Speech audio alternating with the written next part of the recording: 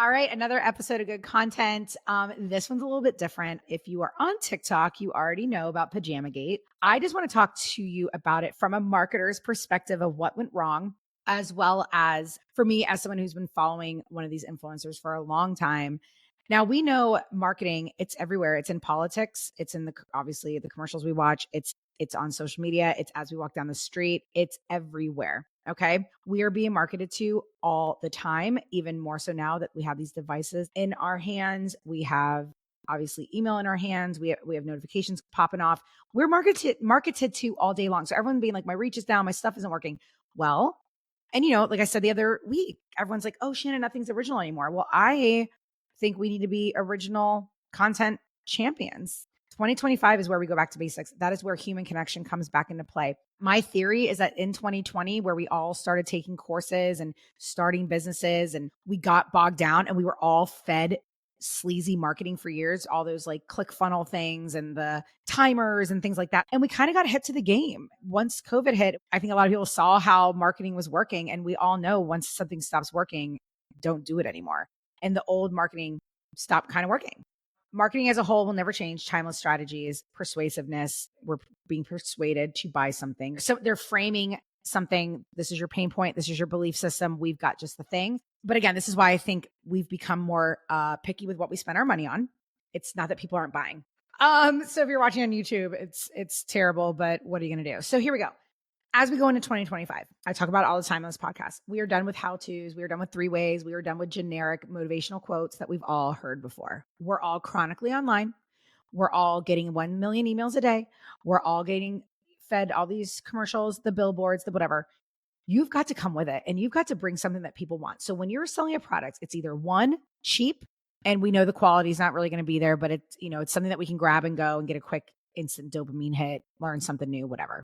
Or it's going to be high quality. So if we're spending our money on something, it's because it's something cheap off Amazon and it's going to be on my door in a second, or I'm going to spend a lot on it and it's going to be high quality. Because I've got 2 different people in my audiences. I've got newbies, I've got OGs, and then I've got people that are just following me to keep up with stuff. I know my people. I know their pain points. I know what they're frustrated with. I talk to them about it all the time.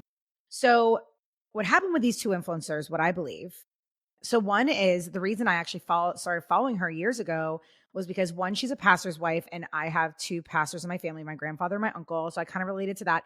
And she lives in an area of Tennessee that one of my cousins and lives. So I grew up kind of going there. I also love that she's a mom who buys affordable stuff. So a lot of the stuff she sold and sells and has affiliate links for, I can afford. Especially a few years ago when I first started following her, I was like, oh, I can buy that. That necklace isn't crazy. Oh, I can buy that. That's Amazon. She shops at Publix and Walmart. Like, a lot of her people that follow her are middle class. And they relate to her because of that. Now she's grown a lot, but a lot of her content was a comfort for us, right? I've talked about the term comfort creator. Her account is when you go to and you feel seen as a mom. You feel heard. She also gave you tips for easy recipes. She's not the mom doing the Martha Stewart thing. She doesn't have top of the line clothes. Could relate to her. So that's how she grew. Her and her sister-in-law, who's also a influencer, content creator on TikTok, same thing. She does. Now her stuff is a little more high end. The stuff she does, she entertains on a little bigger of a budget. So her audience is kind of a little bit different, I think, starting out. So they have 2 little bit of a different audiences. They've never sold anything. They decide they're going to start a product line for pajamas that are for everyone. Now, when you say to your audience that you've got something for everyone, that's me saying my How to Grow Your Gram guide. That's for everyone. That's $37. That's a Starbucks trip by the time you get your breakfast and whatever. So that is my product for everyone. And then I've got the Reels Lab, which is a little more of an investment. And I've got the Social Squad Society, right? We have these different tiers of things that we sell as entrepreneurs. And then there's entrepreneurs out there that have $30,000 masterminds. You're looking at the 7-figure entrepreneur. That's your audience. These girls primed it for a while, breadcrumbed their audience. I was looking at it. I was watching. I was like, this is going to be fun to watch as a marketer. But they marketed as pajamas that in Christmas, during the holidays, they love to do matching pajamas with everyone. And they struggled finding ones that they thought were cute. Now, here's the thing. Nowadays, Old Navy has stepped their game up. Amazon has stepped their game up. Walmart has stepped their game up. You can actually find cute pajamas for $17. And then there's Skims pajamas. There's pajamas that we know are around the $100 range. Those are for people. If you're going to buy $100 pajamas, That's a different audience. Those are the people following Skims and Lulu and things like that. So they price the pajamas. They come out $98, y'all. And they're Christmas pajamas. So they're not year-round pajamas. They're not luxury pajamas. They're not bridal pajamas that you buy your bachelorette, right? $98. The hate that came through, guys. Not only that, but once people started buying them and receiving them, the quality was not up to par. People were saying it's Shein quality, and that's no hate on Shein. It's just, you know what you're getting with Shein. Now, the problem was, obviously, they didn't do their market research. They also forgot who their audience was. Your audience cannot afford $500 on pajamas for their whole family, right? Because if you're buying matching pajamas, you're buying 5 pair. I think Hannah Anderson sells pajamas that get to about that price point, but Hannah Anderson is a well-known brand that people already trust and know. So when you are launching a product, and also if you're an influencer and you're starting a product, you better do your research.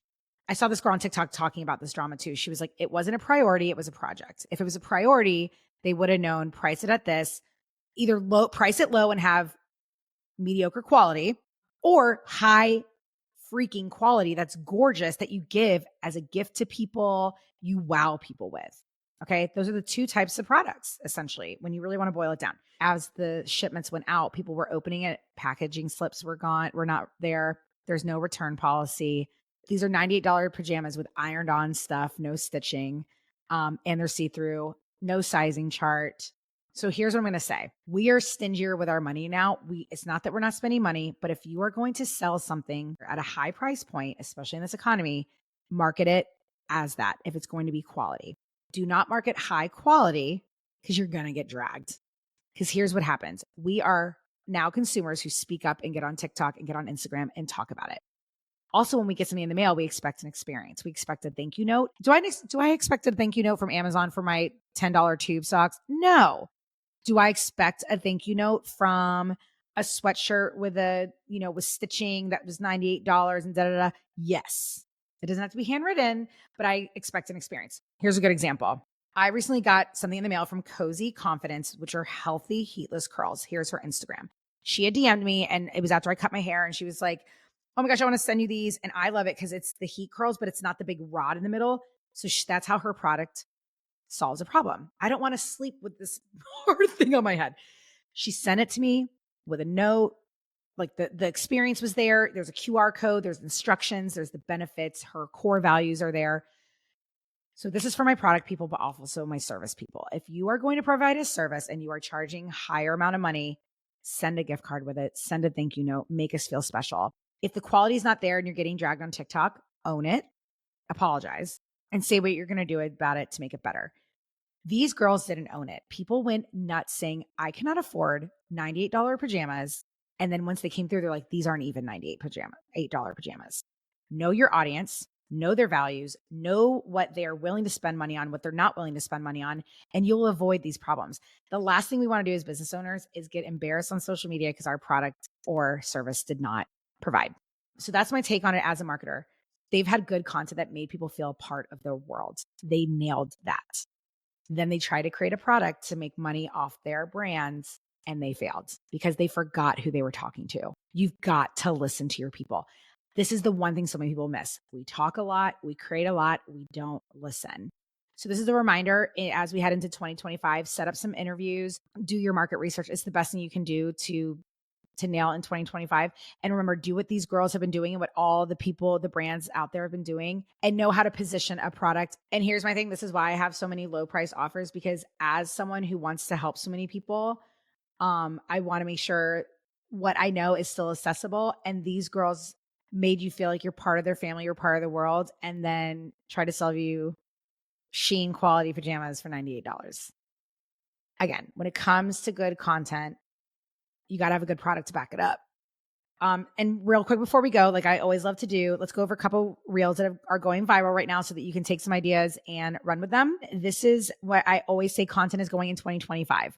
Personal. We're taking what's helpful, but we're adding the human connection into it. So I want to say again, the POV reel I talk about a lot. I have a ton of reels about it. I've helped over 100 people go viral with it. This is another great version of it. It says, you're absolutely convinced your house is too small to look fancy. Here it goes. And then it transitions into, it shows a boring nook, and then it transitions into this gorgeous hook. And then it says, and then you find my account. I will put it in the show notes. So again, just remember those short, easy B-roll that shout, that's me, and you're calling people out. But do you see how she didn't just say, you're convinced you don't have style in your house? No, she said their house is small. So she niched down there with her specificity. And then another great reel that I see going crazy right now, which is again, obviously holiday content. We're all looking to buy things. A lot of what people are doing is they're taking you with them to go shopping. So if you're a home decor girly, you can go, hey, come thrifting with me. Let's go find some stuff for Thanksgiving to gift people to have to host at our Thanksgiving. Hey, you've got girls that are between ages 5 and 9. Let's go to Target and I'm going to show you 3 things to buy.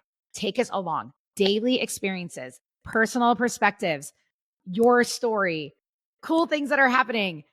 Double down on this, y'all, for 2025. Does that mean you can't do the POV reels? No, it's a variety. I'll share one more.